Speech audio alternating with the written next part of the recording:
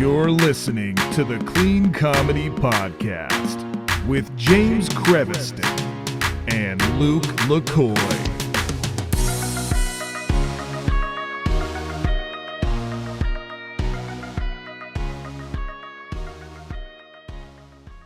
Hey, everybody. Welcome to the Clean Comedy Podcast. It's James and my co-host, Luke. Luke. Jazz hands. Woo. And today we are coming at you, just us, just the two of us. We don't have any guests today. It's because we want to talk about something important. It's about finding opportunities. And this week, Luke and I both learned some valuable lessons about finding opportunities. Don't you think, Luke? It depends what your lesson is. I want to know what your lesson is. Okay, so here I'll give you the scenario that happened. Every day, every morning, without fail, I get on Craigslist and I just go through all the listings and find out if there's anybody looking for anything comedy related, screenwriting related, any of that kind of stuff, right? So the last week, I found somebody who needed a comedy writer to help work with them on a project, and they're willing to pay for it and stuff. So I contacted them. They contacted me back. We had a Zoom call and a meeting, or a phone call and a meeting or whatever, and I helped them do it and made a little money. Great. And then they mentioned, I also need someone to help film this. So then I referred Luke to it. And that's what I've been doing lately is if I get something that I can't handle or that's not in my wheelhouse or that I don't think I'm going to be a good fit for, I hand it over to Luke.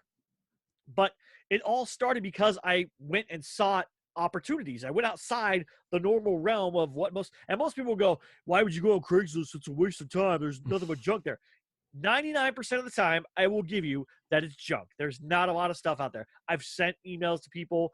I've got some weird opportunities that I was like, that's not what I thought it was, that kind of stuff. So yeah, it could be weird, but there's always those diamonds in the rough, those little nuggets of gold that pay off. And so my lesson was, hey, I'm doing the right thing because I found something that I maybe spent 2 hours of time doing and I made, 2 bills out of it or whatever. So it's like, hey, not going to complain about that, Yeah. And that same opportunity, like it fell through on my end for the video stuff. But I mean, you never know if something's going to happen or come out of it in the future. And right now, the past couple of weeks, I took a few pro bono jobs, projects that I was referred to from a friend of a friend.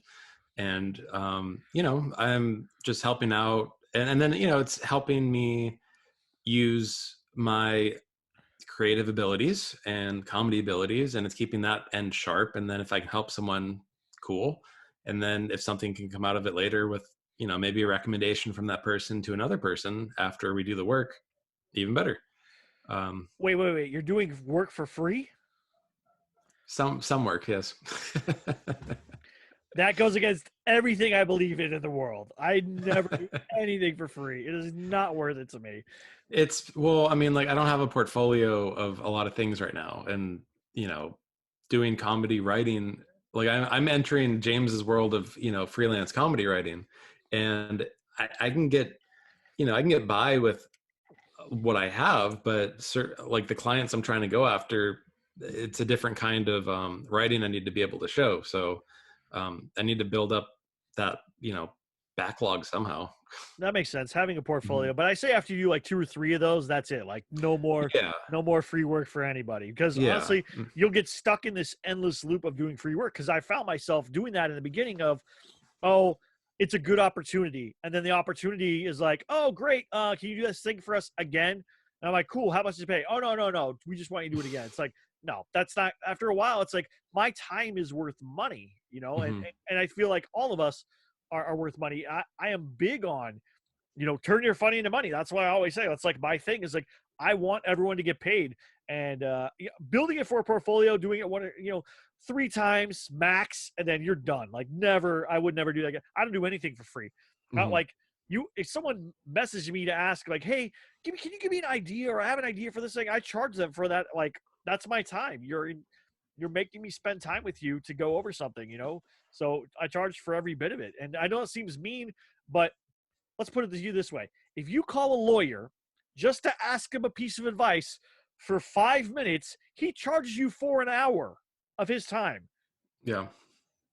A lawyer's not better than me. In fact, there's more lawyers than there are of comedy writers. Sorry. There's lawyers in every state. You can go in the phone book and look up hundreds of lawyers in your general area, right? How many comedy writers can you go look up in your general area? Not that many. So, but guess what? My time is valuable. Your time is valuable. I'm not going to waste my time with that. Yeah, and when I say like free projects, I mean very small projects. Like, Yeah. you know, if someone approaches you to like Should take write you a no movie, more than an hour, honestly. yeah, and like, you know, if they expect you to work like a week for free or write a movie script for free, yeah, I mean that needs to be paid for. But if it's a little thing here and there to build a portfolio, sure. Yeah. If it's something you do in an hour, go for it. If it's something that's going to take you a day or two, really think about it. Something that's going to be a week, no, you need to pay me. Like, that's not okay.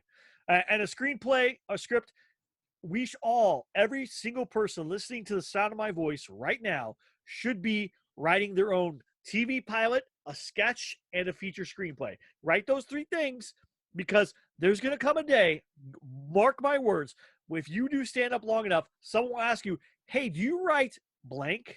And you're going to have to say, oh, I've thought about, you can either say, oh, I've thought about it, but I've never done it. Or, yeah, you know what? I have a cool sketch, TV pilot, or feature, whatever they ask you for, because somebody will ask you. There will come a point in time, someone will ask you. I was asked within my first year and a half or 2 years of comedy if I did X, Y, and Z. And I knew, oh, I better be on point, right? Luckily for me, I faked it. I faked that moment. Smart enough to do it, where I was like, oh, yeah, I've done that before. And I just went home and Googled how to write whatever. And I wrote something. I wrote a Brooklyn Nine-Nine spec script. And I sent that to him and said, oh, yeah, I have a spec script. And they're like, cool, send it over. So I spent like a day or two working on it because I didn't have that much time, right? And they wanted to see something, sent it over. Luckily, they liked what I wrote, and it went from there. But I literally I spent the entire day watching Brooklyn Nine-Nine episodes and writing stuff. And like, oh, will they say that? And then, oh, nah. So I have it still. I use it. It's actually, I went back and revised it, but it's still one of my strongest pieces of writing. And I actually found, for me, when I am under the gun, I write the best. When I have all the time in the world, I could care less. I'm just going to whatever, right? In fact, okay, this is how insane I am as a person. I am really getting into Magic the Gathering, okay? I love Magic the Gathering. I bought a case of cards. A case of cards, if you're not familiar, like a booster box of cards, like $150, right? It comes with 36 packs of cards. I had it on my desk. I had a project that needed to be done. And I said, I will not open this case of cards until I finish this work. That's my motivator. I'm not going to allow myself to do it. And I'm very good at that part of it. I wrote an 11-page spec script for somebody in an hour and a half based off just small notes that they had. This is the story, kind of. This is the characters. That's it. That's all I had. And I knocked it out.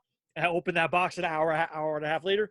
I went through it one more time before I turned it into them and just revised it to make sure it was clean and didn't have any spelling errors or whatever. They loved it. So if you need a way to motivate yourself, that's the way to do it. If you need a way to find opportunities, go outside the normal systems. Even one of the things somebody told me they did is they go on Twitter or Instagram and look for hashtags of words like comedy writing. And they may see somebody like, I'm working on a project. Does anybody have any ideas or whatever? And then you can pitch them ideas or say, hey, I'd like to work with you on this project. Do you know, is it a paid project? Is it whatever? Can I get credit? If you can't get paid, always get credit. That's the other thing, right? So Yeah. And there's a lot of other websites too. Like, you know, I haven't had luck with it, but you know, Upwork is another one. Freelancer, you know, there's a bunch.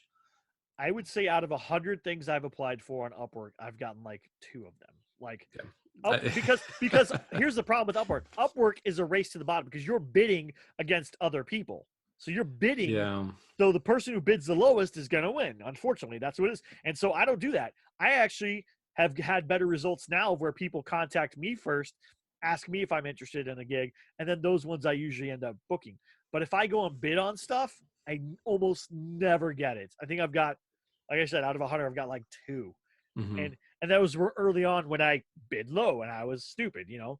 I think I wrote like I want to say it was like 50,000 word book for like $300 or something stupid. It was ridiculously low, where I was like, oh, I would never do that again. And I had to research it. It was a book about the Civil War. So it was all the battles in the Civil War. And it was like 20 something chapters of it. It was just like, oh my gosh, never again. After I did that, I was like, never again. So actually I've had people be like, hey, we write a book. I'm like, no, not doing a book. Never writing a book ever. I don't care what Scott Dicker says. I will not write a book for another person. I'll write only books for myself. I don't care.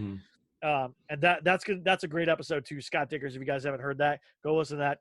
He's a genius, and he encouraged us to write books. And he said, look, that's the thing. Once you write a book, then you sell that book, people get to know you, then you can write more stuff and sell that stuff. And that's I mean, if you listen to him, right, his first book is How to Write Funny. And it's How to Write Funnier. That's How to Write Funniest. That's How to Write Funny Characters. That dude has built a brand out of writing funny. That's literally who he is. And he's the nicest guy. Like, honestly, Scott was one of the nicest people we've ever talked to. Gave us so much advice, was so funny. Like, I can see why he's successful in life, you know? And he also did that by making his own opportunities, right? He started sending in comic strips to places unsolicited. Then they got it, and he's just kept doing it. Yeah. Yeah. Again, great episode if you haven't listened to it already. Yeah. And that's the thing is, you have to make your own opportunities. We all like to think that opportunities will come to us, that people will show up at our doorstep and say, hey, I have this great opportunity for you. Here you go. That's not what's going to happen. It's not going to happen to you. What's going to happen is someone's going to say in passing, oh man, I wish I knew somebody who could do X, Y, Z. And if you're that person who can do X, Y, Z, you could step up and say, hey, you know, I do X, Y, Z. Like, I can totally do that. Is this like, I'm just out of curiosity, is it pay? Is it for credit? Like, what's it for, you know? And then you get into that conversation. And that's happened to me more than a few times, like where people are like, oh, I'm looking for somebody who does this thing. And even sometimes if other people know that you do that thing, then somebody will mention and they'll go, ooh, I have a friend who does. I do that all the time. People are like, do you know anybody that does this thing? And I'm like, I don't do that, but I know somebody. And then I'll like, refer it. I've done that to David Studebaker. I've done that to you. I've done that to a ton of people. Like, if I know somebody can do something, there you go. I'll refer them out. That's the cool thing about social media too. Like, if you're trying to, I don't know, be the best wood whittler in Pennsylvania, start a wood whittling TikTok and then post on it as much as you can. And then that's going to get in front of people and let them know that, hey, you whittle wood. And when they want when they want a custom wood piece, they're going to come to you. Yeah. That's the thing is, I want to see a wood whittler on TikTok now. I'm sure there are. Somebody do that. I wonder how interesting that would be to watch. I've been watching. This is so nerdy. I've been watching people play Magic the Gathering online, like commanders. So it's 4 people playing. And they had the guy from Cobra Kai, the guy Hawk, the one that whatever, and he went and played. It was interesting to watch. You know, at first I was like, oh, this is gonna be boring. Like, how fun could it really be? And I like playing it. But I'm like watching other people do something. Like, I can't get into streaming games. Like, I know people are like, oh, I watch game streamers all day. And I'm like, why? Why would you watch somebody play a game when you could play the game yourself? But then I realized, oh, for that game at least, it's strategy. Like, I'm understanding what strategy they're using, what skills they're using, what cards they're using, all that kind of stuff. And so it helps me with that stuff. But I guess that's why people watch it too, is like, oh, I am learning something. So it's kind of fun. I wish there was a way to do that for comedy. There's not like a comedy stream that you can teach people. Like, you can't, even if you streamed yourself doing stand-up, you can't narrate that stand-up of what you were thinking when you wrote that or what you were thinking when you did that. It would be cool, but I don't know how you would do that. At least I'm not the person to do it because I'm not smart enough to do it. But I've always wanted to do things like comedians get together and play Dungeons and Dragons or Magic or something like that, where it's an interactive game, not video games, because I feel like video games take you out of that conversation. But I feel like Dungeons and Dragons or Magic the Gathering or a card game like that would have really fun implications because everyone is still talking and engaging. So you could have funny banter and funny things happen. I don't know. Yeah. That would And be cool. that's creating an opportunity though. That's a thing too, where like somebody could do it. And I know that there are celebrity like D&D games and there's celebrity Magic games, but I feel like that's a real untapped thing, is because a lot of comedians are already introverted and they like stuff like that. Like, they're kind of nerdy, at least a lot that I know, but not able to fully express it how they want, you know? And if you think about it, what is the guy that did At Midnight? Chris Hardwick. Yeah. Mm-hmm. He got big from doing stuff at the Nerdist, which was like a pop culture nerdy site. So, I mean, if you can figure out how to do that in whatever your niche is, maybe you are a wood whittler and you're also a comedian, you could whittle wood and tell jokes, you know, I don't know. Wouldn't want to follow them on after their set. You have to sweep the stage. All right. Give it up to Bill, who just whittled that woodchuck for everybody. While telling jokes about his body parts, you know, like, ugh. Yeah, that'd be weird. I don't know. But that's the thing is, you have to make opportunities. And think outside the box. Think of things that you wouldn't normally think of, right? And like I said, people think Craigslist is a black hole of stupid ads, but like I said, there's always diamonds in the rough. And here's the other thing. I think it's Michael Jordan said, right? You miss 100% of the shots you don't take. Maybe that was Gandhi. Oh, Gandhi. That makes more sense. He played basketball too. It was Charles Muhammad Barkley. Just kidding. Sorry, Charles Barkley. Don't be mad at me and beat me up later. I think he's hilarious. But yeah, so if you could, what opportunities are you pursuing yourself, Lou? Like, what else? I know you were doing eBay for a while. You're not doing that anymore. You're doing Fiverr, but what else are you doing? Trying to revamp the video stuff. So weddings for video. And then, yeah, just a lot of not random, but comedy writing in a bunch of different sites. Yeah. And now that things are opening back up in June, or supposed to open up in June, it'll be good because then you can do more weddings and stuff. And if that's what you want to do and stuff. Yeah. And I'm filming one next month. And then with that's going to be like my big demo piece after I get it edited. Then I'll be floating that around as much as I can in every place I can. I think can I give some advice here? This is unsolicited advice I'm going to give you. I think you should do not only the wedding thing, but I think you should do some kind of like pre-wedding, like humorous interaction with everybody and make a funny video that can be shared with friends and family. That's a thank you after the wedding. Like a humorous, like, hey guys, we're so glad you came to our wedding, and blah, blah, blah, whatever it is, like make a funny video, and maybe even a scripted short funny video with every person saying one thing.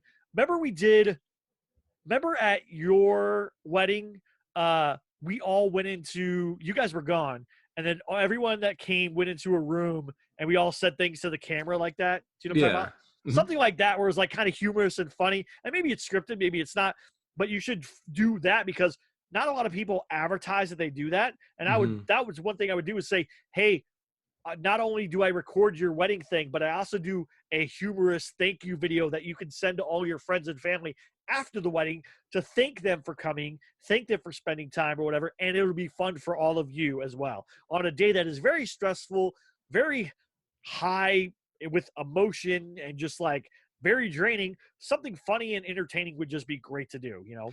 Yeah. I saw a really interesting video shot in the style of The Office for a wedding.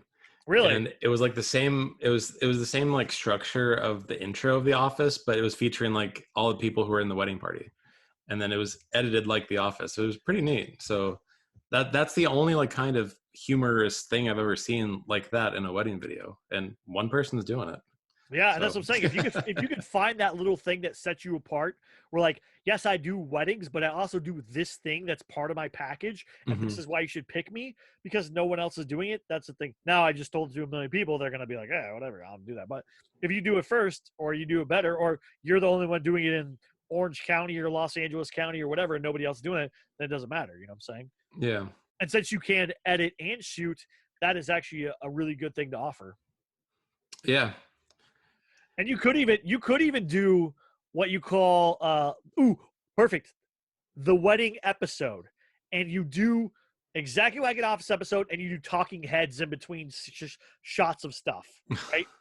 You get a couple of people that you just sit down one place and you let them talk, and then when you edit it, you make like a 20-minute or 22-minute episode of the wedding, and then you send that to them too, so they have like all this interesting stuff that they pay for as part of the package. That might be actually awesome because then you could get, because they go up to people during dinner time and they interview them like, hey, do you want to say anything special to the couple? Instead of doing that, you pull everyone aside or you get people like, hey, I need 10 people who know the bride and groom really well, or ask the bride and groom, who are 10 people that know you guys really well that I could interview, 5 from each of you. And then you have them do the single person sit there and say something.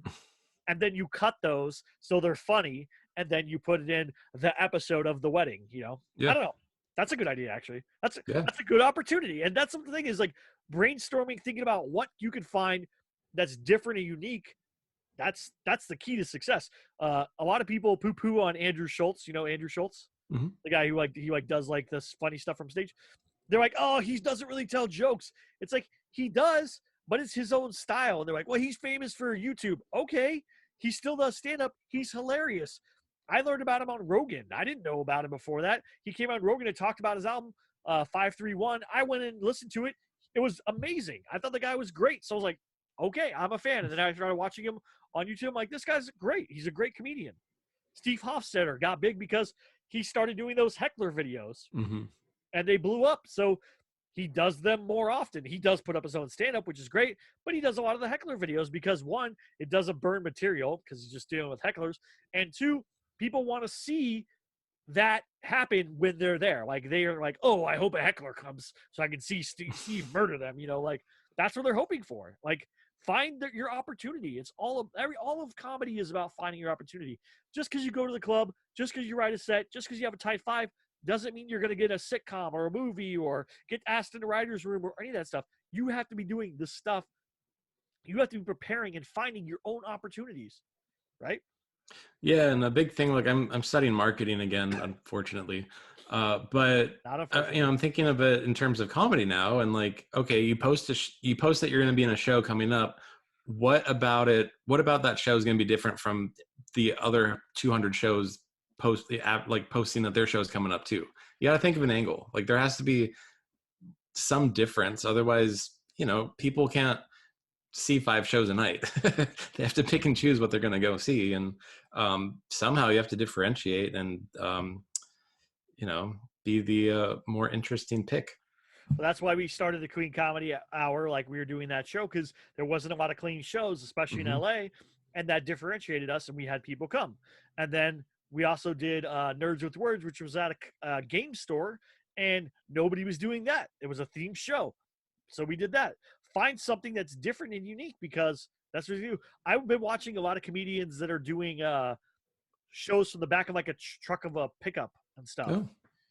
Because they can't go into a building, so they get people like they'll pull a truck into a cul-de-sac, they'll put up a sign. I mean, I'm sure they promoted it before, but then people bring out lawn chairs and stuff and sit outside and watch them do stand-up from the back of a pickup truck. That's amazing, right? They found an opportunity. They found a way to still be able to do stand-up. And so I think some of them were free, but some of them got paid. It's like, okay, so you didn't get paid or you did get paid. You had an opportunity to do stand-up when 99% of the other comedians in the world are either not doing stand-up or maybe getting on Zoom every now and then. Mm-hmm. So you have to find out an opportunity. That's the biggest thing I can stress to anyone is find the thing that you love first. What do you love? Like, yes, you love comedy, but what other things do you love about comedy? Do you love sketch comedy like SNL? Do you love writing monologue? Do you love monologue jokes like late night in SNL? Do you like TV shows? Do you like feature films? Do you like commercials? Do you like marketing, like advertisements, silly like meme-esque ads?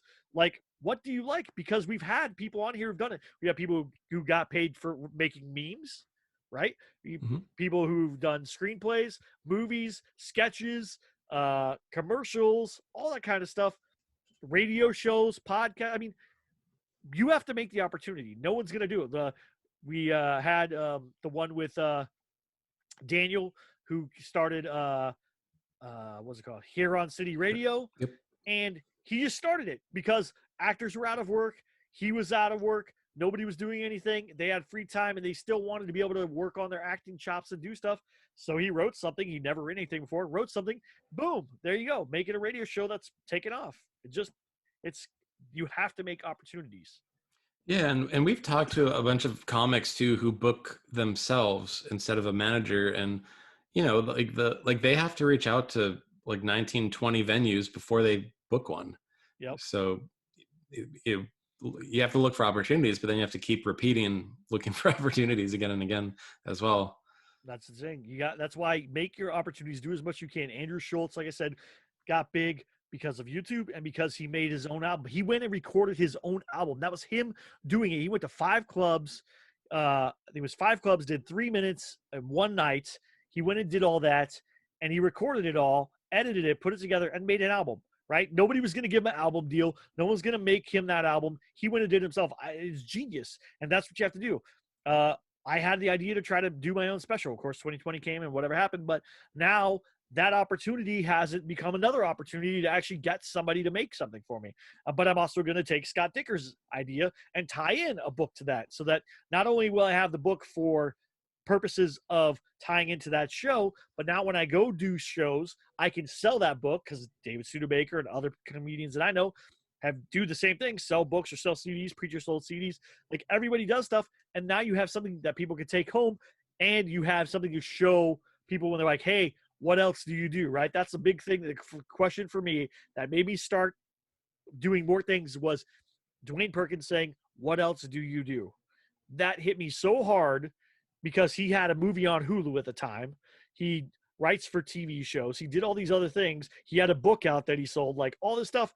And saying, what else do you do, should be your mantra every day. What else can I do? What else should I do? What else what else is available to me? Ask those questions.